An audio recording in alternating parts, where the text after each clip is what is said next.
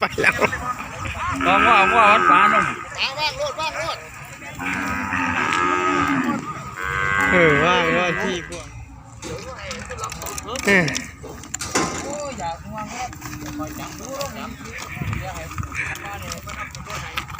ว่าระวังเด้อ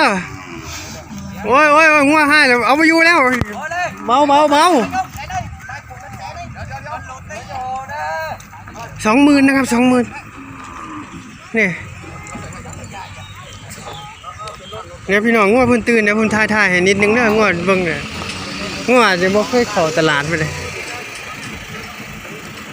20,000 บาทเดี๋ยวผมถ่ายให้ผมถ่ายให้นะนี่ก็บรรยากาศเวียดนามต่อรองนะครับตัวนี้ให้17,000เนี่ยสูง160นี่อุ้ยมันสวย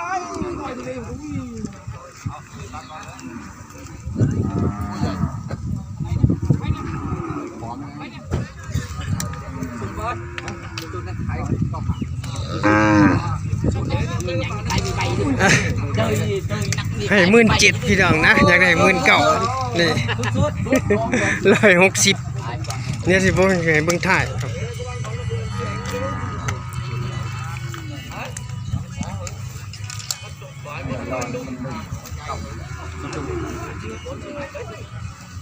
คนไทยอยากคนไทยถามหรือว่าผ่านอยากมาแล้วก็โอ้ยเดี๋ยวคนบ้าเลยคนไทยบ่อยากพี่น้องเดี๋ยวตัวนี้น้ำอีกตัวหนึ่งดิตัวนี้145ได้อยู่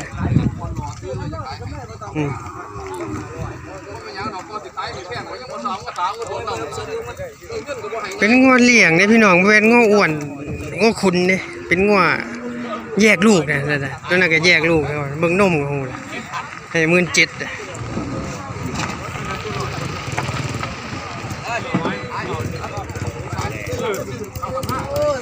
เยอะ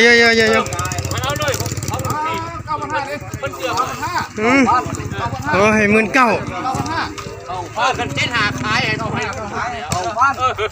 เป็นงัวแยกลูกพี่น้องนี่ถ่ายมาพอดี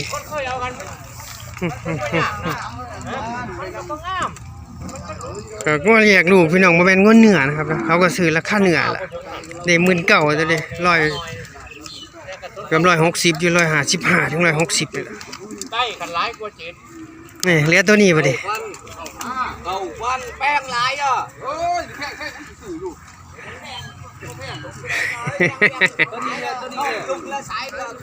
พี่น้องเหลือตัวนึงเหลือตัวนึงเอ้าตัวนี้เอาไปก่อนพี่น้องเอาตัวนี้ดีกว่าเป็นต่อรองอยู่นี่เบิ่งให้10,000เท่าใดตัวนี้สูง135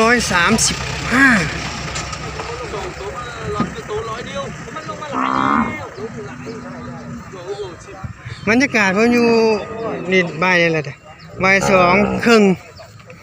ประมาณ4 โมงผมก็กลับเลยเด้อพี่น้องว่าผมต้องลงป่ามื้ออื่นมีลงป่าอยู่บ้านกันท่อมนะครับนะอยู่คุณหารพี่น้องอ่ะยังไปพอกันอยู่พุ่นก็ได้นะครับพี่น้องฮู้จักนะครับก็สิได้1ข้าว1น้ำจะได้หาเครื่องต้มไปพุ่นแหละนะครับนี่ก็เวียดด้วยครับพี่น้องนั่นโอ้นั่นจบละเพิ่งเวียดให้เท่าไหร่ตัวนี้นะครับนะ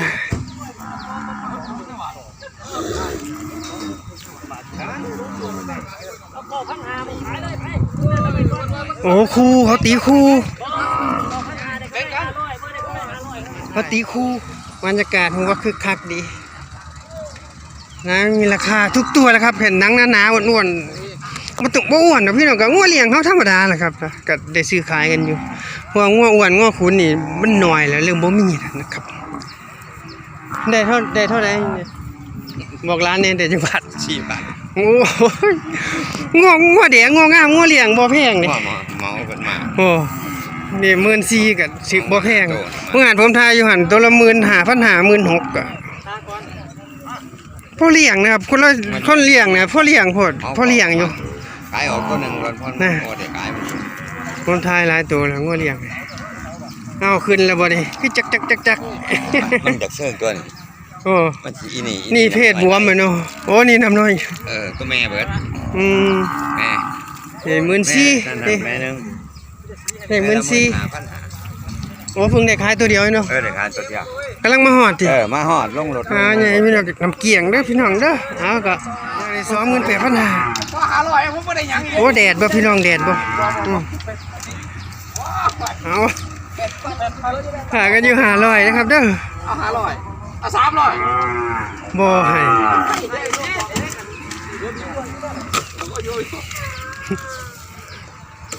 300ไหน หน้าให้มันบวกให้เห็นบวกให้เอาตัวนี้ยืนอยู่28,000เบิ่งเพิ่นสิบวกให้บ่นะครับเด้อเฮาต้องให้เขาบวกให้นะครับเด้อจังซั่นเฮาก็บ่ขายก็ได้เด้อพี่น้องเด้อเพราะว่าผมขายซอยอ้ายเป็นหลายๆตัวแล้วนะครับเด้อต้องให้เขาบวกให้นี่145,000โอ้งัวแม่นี่แม่อุ๊ยงัวขุนหรืองัวมันเป็นงัวมันนี่พี่น้องงัวขุนมันต้องงัวขุนต้องเหลื่อมกว่านี้อยู่ต้องเหลื่อมกว่านี้อยู่นะครับนะ145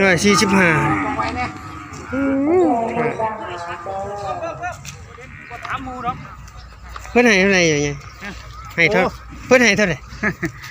เพิ่นให้3,000 โอ้23,000อยากได้24,000ฮะยาวดีเนาะใหญ่หนู มีหมอหนึงมาให้2,500 3,000 3,500มันคัดข่อยสิเอา4,500นี่สิเอา4,000ซื้อๆบาทนี่ ลงแล้ว ลงแล้ว เอาเงินบ่ทัน งัวสวย พี่น้องประมาณนี้นะครับเขาให้มึก20,000เดี๋ยวคืนมันตรงซื้อให้นะครับบรรยากาศตอนเย็นๆนะครับนะตอนเย็น ยอมแล้ว ๆยังพันได้ราคาเดี๋ยวเบิ่งถ่ายให้ยังมันได้ราคานะครับนะส่วนสูงยามอีกที่150 155อยู่เด้อว่าแต่มันมีเนื้อเด้งวดตัวนี้หนานํเด้มีเนื้ออยู่เด้พี่น้องมีเนื้ออยู่นะครับเขาก็ให้นั่นล่ะว่าเพิ่นก็ซื้อไปขายต่อกันนะครับเข้าใจเพิ่นก็ซื้อไปขายต่อกันประมาณนี้แน่เบิ่ง สาวบอกขึ้นได้มา